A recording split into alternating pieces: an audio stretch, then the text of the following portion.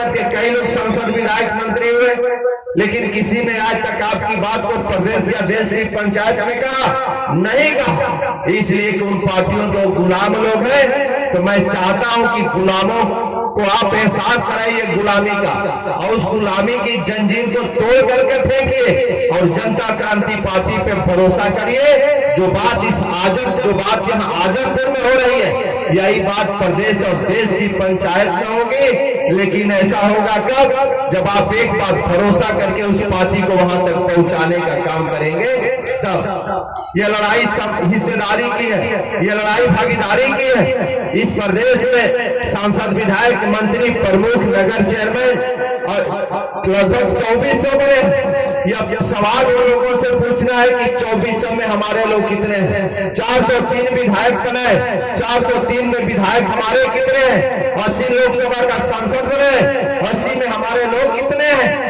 आपने 60 मंत्री बनाया, 60 में हमारे लोग कितने हैं। उत्तर प्रदेश में यदि आपकी आबादी की बात किया जाए तो 2.5 करोड़ आपकी आबादी, 10% आपकी आबादी है। तो 10% यदि आबादी है तो 10% सांसद विधायक भी होने चाहिए, 10% चपरासी भी होने चाहिए, 10% अधिकारी भी होने चाहिए, 10% प्रमुख भी होने चाहिए, 10% सारे जगहों पे आपके लोग होने चाहिए। लेकिन हो नहीं पा रहे। अभी इसी योगी जी की सरकार में पिछड़ा वर्ग आयोग ने आज से 3 महीना पहले लगभग रिपोर्ट दिया, और योगी सरकार का रिपोर्ट यह बताया पिछड़ा वर्ग आयोग का कि पिछले 10 वर्षों में 8 जातियां ओबीसी की ऐसी है उत्तर प्रदेश में जिनको एक भी नौकरी नहीं मिली।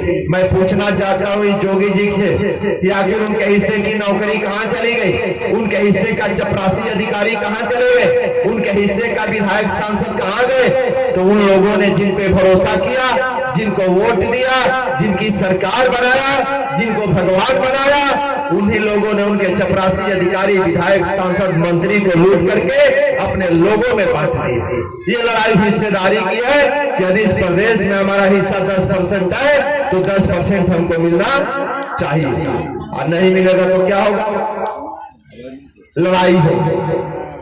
जब तक आप लड़ाई नहीं करोगे तब तक नहीं मिलेगा। तो इसी लड़ाई को लेकर के जनता क्रांति पार्टी राष्ट्रवादी बनाया गया। जनता क्रांति पार्टी राष्ट्रवादी का निर्माण इसी के बदौलत हुआ कि हमारे हिस्से को लूटा जाता है, हमारे विधायक को लूटा जाता है, हमारे सांसद को लूटा जाता है, हमारे मंत्री को लूटा जाता है, हमारा प्रमुख लूटा जाता है, हमारा प्रधान लूटा जाता है, हमारे डॉक्टर, मास्टर, इंजीनियर लूटे जाते हैं। और लूटने वाले वही लोग हैं जिनको हम 78 साल से वोट दे रहे हैं।